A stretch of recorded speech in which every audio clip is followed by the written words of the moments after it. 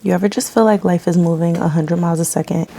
You dealing with the body of cars, or you dealing with the boys? Is there? Okay, mom. You ever just feel like life is moving 100 miles a second and you just want to press pause? Well, I know I do. And that's why my Great Lock-In is focused on doing just that. As a millennial mom, I need strategy. I need to reclaim my time. I need sanity. And I need peace without guilt. And that's why my Great Lock-In started a little bit later than everybody else's. Additionally, my birthday just passed. So my Great Lock-In started then. And today I'm breaking it all down so that hopefully you can find a tip or two and your Great Lock-In can do what it needs to do for you. I'm just saying. So you're going to see me look over here because I do have my notes. We're planning.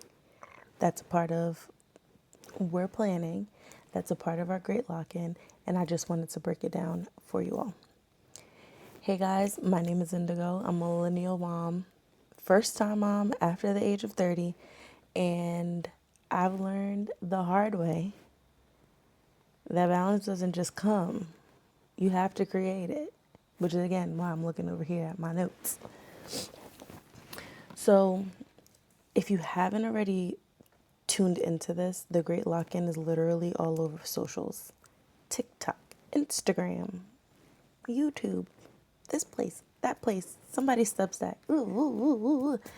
And basically what that is you are locking in on the remainder of the year. We are now 2 weeks shy of quarter four. I'm lying. It might be less than that. 10 days shy of quarter four. And there's still a lot of time to get things done that you may have had on your vision board, your planner, your goal list that you still have time to fix. This is that time. And if you don't get it done, things I'm learning, give yourself grace. It's okay. It's not the end of the world. Even though people are saying the rapture, it's not the end of the world.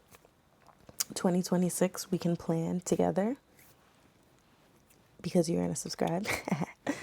And we can make sure that we get it done together. Call me your little resourceful cousin or whatever.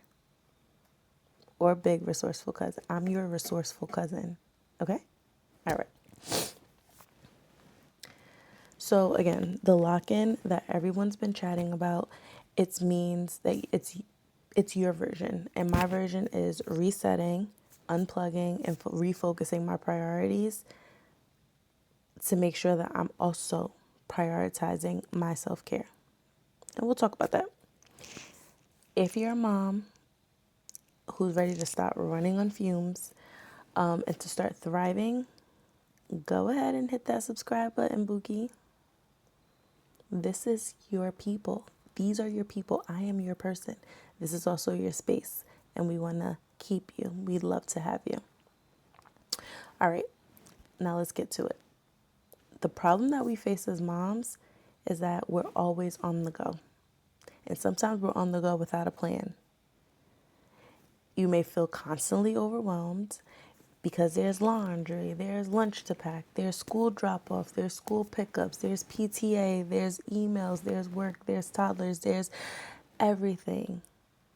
And you're supposed to also be working on yourself.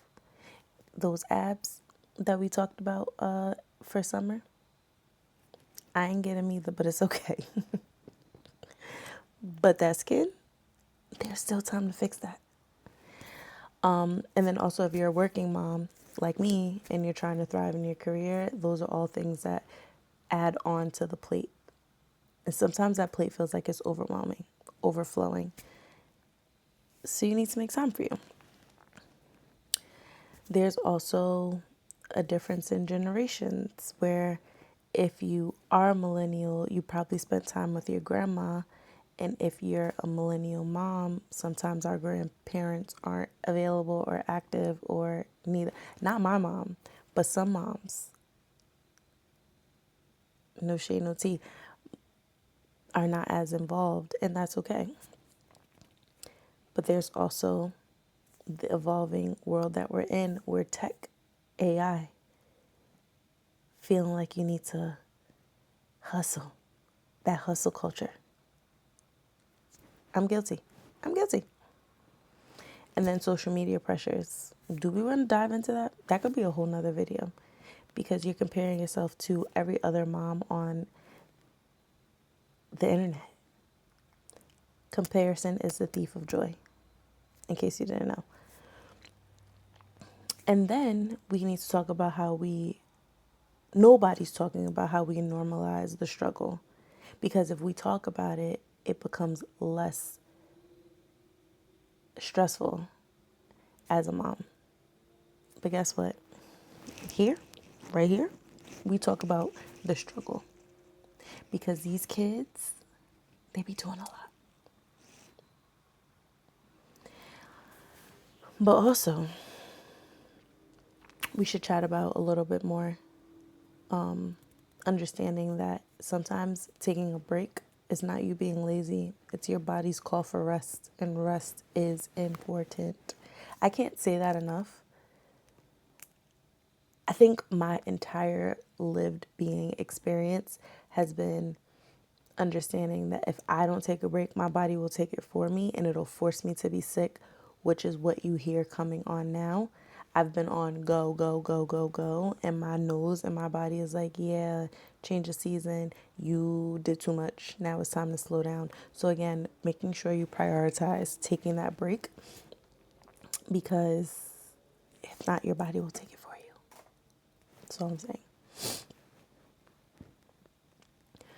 So, things that I'm thinking about as I plan to grow and my plan for the great lock-in, I broke it down into about 3 to 4 pillars, and I'm going to go over with you. The first pillar is boundaries and time blocks. So having a planner is key. Using your calendar, using your iPad, using all of these things to plan and block off the time is going to help you keep boundaries for yourself and help you keep boundaries for others. Let me explain. When you lock in your time blocks, daycare drop off, school pickup, there are certain things that are fixed and they cannot be moved. Those are things that are fixed and cannot be moved.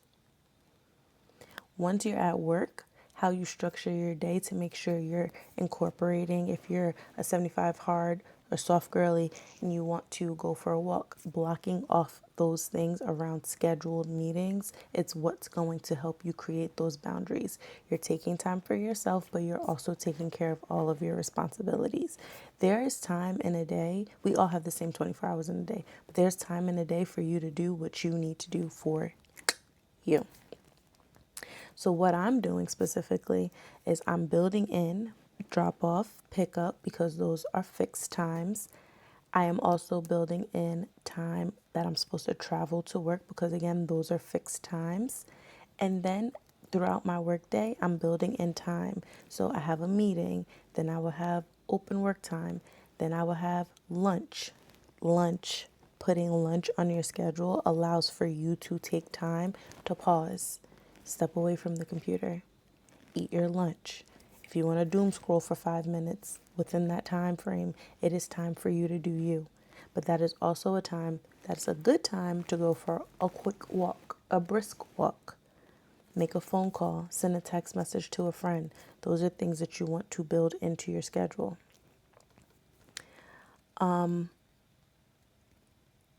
Another example of building in those times and blocking out or building in those boundaries is meal prepping. On Sundays, I love to spend my Sundays meal prepping because what that means is for the rest of the week, less stress, getting things done. Pillar number 2, which is a non-negotiable for me, is self-care. Our parents, grandparents built in time to make sure they soaked in a tub. When's the last time you soaked in a tub, Mom? If I'm being honest, I've lived in my house with the nice jacuzzi tub for 3 years, almost 4 years. I've gotten in that tub twice. That's a problem. So I'm building in time to soak. I want a 20-minute bubble bath once a week with some Epsom salt. Take all my aches and pains away. I'm going to prioritize doing home Pilates because I have the equipment and I want a fit body. I'm going to prioritize journaling. My friend actually started a soft minute journal, which I'm starting tonight. I'm so excited. And I'm going to be doing things like that because those are the things that's going to help me recharge and be the better version of myself. So, again, pillar number 2, non negotiable, which is my self care. Pillar number 3, a home and a digital reset.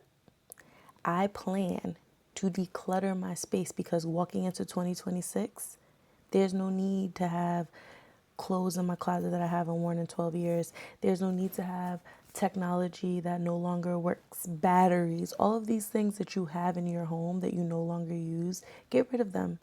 A clear space means a clear mind. That also means putting that phone down before bed and not opening it first thing in the morning. These are things that I'm going to put into place, and I hope that's helpful. I also like to think about mommy hacks.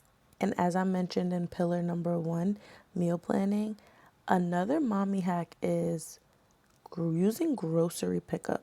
I don't love going into the grocery store with my toddler because she'll tell me to wait. She sees a toy, she gets distracted. I'm trying to be in and out. In order for me to be in and out, I decided to do grocery pickup. I also am not opposed to using Instacart and having it delivered to my house. I'm just saying, mom hacks like this that make your life a little bit easier are the keys to life, and we should all implement them in any way. And pillar number 4, which is something that I've been thinking about for a while, is finding joy again now that I'm a mom and reestablishing connection with those who want to be in the picture. Now, I say that because, and I'm going to create a whole nother video about disconnecting from folks who no longer want to be in your circle. However, finding joy, remembering what those hobbies were that you used to enjoy doing. For me, it used to be pole fitness. For me, it used to be yoga, acro yoga. And there's been, oh, I used to always love going, me and my partner used to always go on dates to different museums and art galleries and pop-ups, and these are things that I want to reincorporate, and I want to bring my little along because I also think that she would enjoy it. So creating those types of joy moments and kind of creating rituals as a family is super important to me, and that's what I'm going to start to plan for as we get ready for 2026. So the great lock-in that's happening from me from September 15th. I didn't do the 11th, which was my birthday, because I needed to recoup. We had a party on the 13th. I've been tired. So these are things that I'm going to incorporate. And then one thing that comes to mind that I want to just say out loud publicly, because I know it's helpful for somebody, is that this whole process is not about perfection. It's intention. It's about creating intentionality for you and making sure that you're able to continue these things, because we do 30-day challenges, 21-day challenges, 75-day challenges. We do these things with the intent that at the end we're done. But I want to do something that's going to create a system for myself for the long term. If I do plan on having another kid, which I'm not sure, but if we do end up having another child, I want them to come into a world where systems are in place in this household, in this family, that they're feeling the love from day one, of course, but they're also understanding that structure is what creates us to thrive or helps us to thrive. So I have a question. I just shared with you what my great lock-in plans are and what my goal is to alleviate my stress. What about you? Drop in the comments what you're doing one micro change that you're going to even implement for the next 90 days that will create a longer term system. Did I say that right? To help you grow as a person, as a mom, as a family member in your family. And how are you prioritizing your self care? So you have two things to tell me: prioritizing your self care, and what's one micro tweak that you're making in your already great lock in plan that you have going. As always, make sure you like, comment, and subscribe. Come join my little family over here and share this with another mom who needs a little reset. It takes a village, not just for the kids, but for us too. And I'm happy to have you a part of mine. Until next time, bye. Shake it to the max. Please just rewind. Let me shake it to the max.